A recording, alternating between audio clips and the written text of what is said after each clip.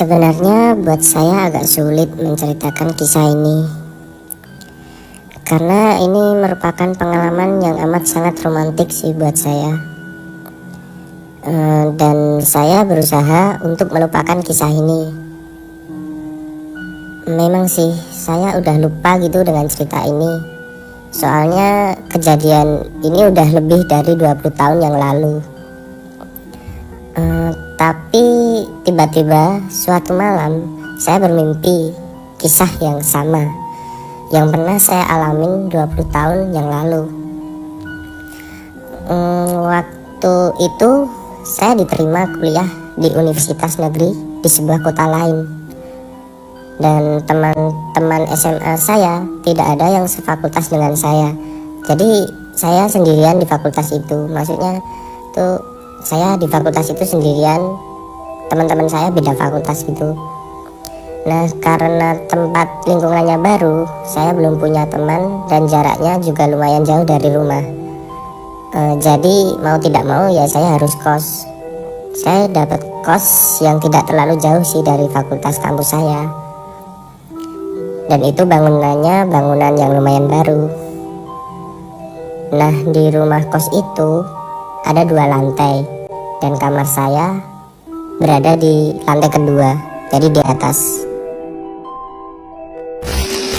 Singkat cerita, seminggu 2 minggu saya kos di situ. Saya udah punya temen nih, mulai punya sahabat baik, katakanlah namanya Mas Aji. Si Aji ini kuliahnya satu kampus dengan saya, tapi beda fakultas. Jadi kalau di kampus kita nggak pernah ketemu. Tapi kita ketemunya selalu di rumah kos. Jadi kalau kadang-kadang pagi mau berangkat kuliah, kadang juga bareng, atau kadang malamnya gitu kita suka main ke kamar dia atau dia main ke kamar saya. Nah, kita ngobrol bareng deh gitu.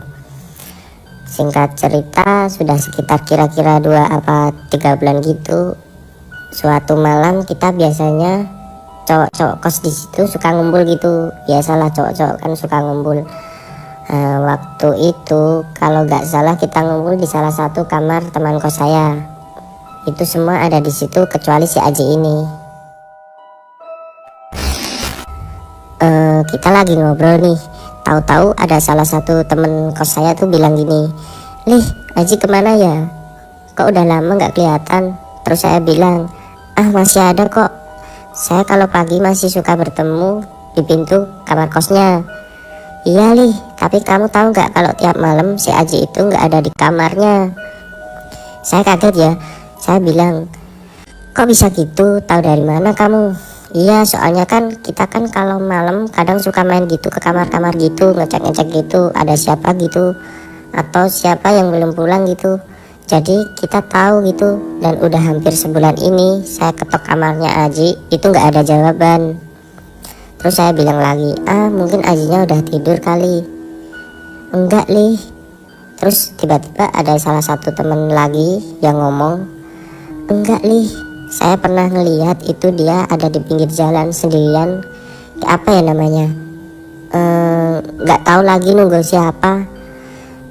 Maksudnya nggak tahu dia tuh lagi nunggu siapa. Pokoknya dia ada di pinggir jalan sendirian. Saya panggil-panggil dia nggak nengok," kata teman saya. Terus teman saya bilang, "Coba deh Li, coba lo tanyain deh sama Aji. Kali aja dia ada masalah atau ada apa. Kan kasihan juga kalau dia pulangnya malam terus." Terus akhirnya saya pikir ya udah deh saya coba ya gitu. Karena memang di antara teman-teman semua itu saya yang dekat gitu sama dengan si Aji ini.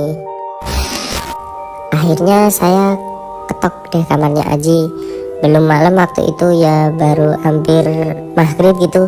Saya ketok kamarnya Aji dan dia ada di kamarnya. Lalu kita ngobrol tuh, ngobrol panjang lebar. Dan akhirnya saya tanya tuh sama si dia, "Aji, maaf ya, saya dengar dari teman-teman kalau tiap malam kamu tuh suka nggak ada di kamar. Sebenarnya kamu tuh kemana?"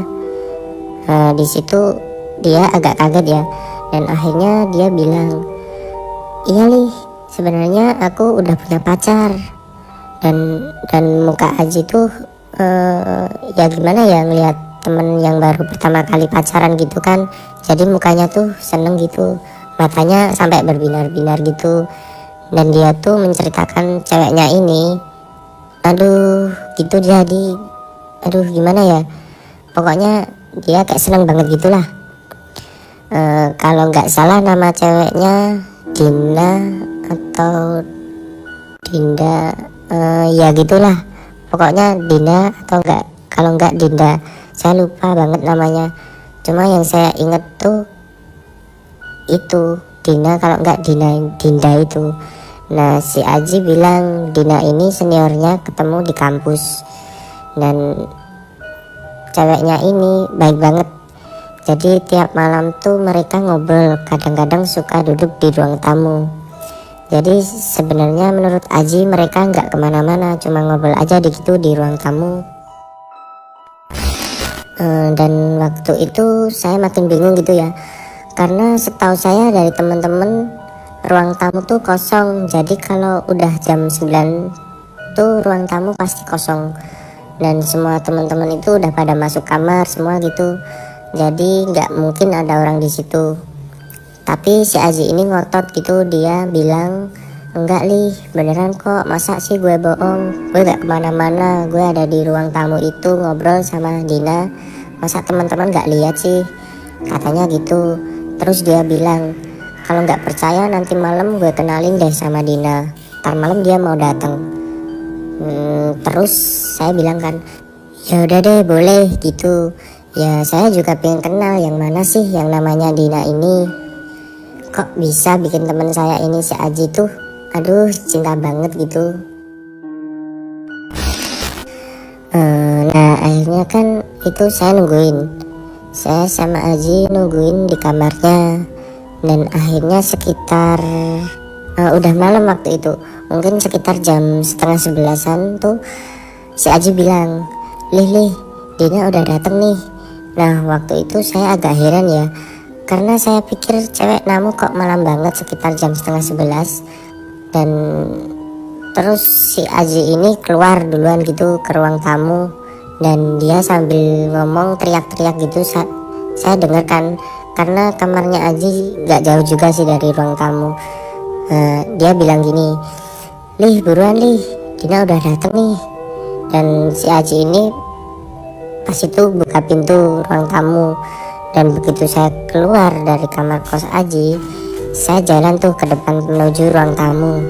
Dan di depan pintu itu yang saya lihat adalah pocong. Aduh itu pocongnya nyeremin banget beneran. Aduh jadi merinding nih guys. Kain kafannya juga kotor banget, dan saya nggak ngelihat mukanya karena waktu itu saya langsung jerit. Seingat saya langsung jerit sih sekencang-kencangnya, dan itu menyebabkan teman-teman yang lain itu pada keluar kamar semua. Terus si Aji akhirnya deketin saya, dia bilang, Lih kenapa Lih? Terus saya bilang, itu pocong, benar-benar pocong Ji. Saya bilang itu pocong, dan Aji cuma bilang, apa sih Lih, ini Dina. Dan pada saat dia ngomong begitu, hampir bersamaan teman-teman kos saya lain, maksudnya teman-teman kos saya semua itu keluar dari kamarnya, dan semua teman-teman saya itu pada teriak bareng-bareng, pada jerit semuanya. Dan yang saya lihat pada saat itu pocongnya tiba-tiba hilang, dan si Aji pingsan. Aduh itu wah, aku pengen ngelupain banget itu kejadian itu, karena itu yang otak saya udah nggak karuan lah pokoknya, karena itu jelas-jelas sekali tepat di depan mata saya, dan si Aji itu langsung pingsan.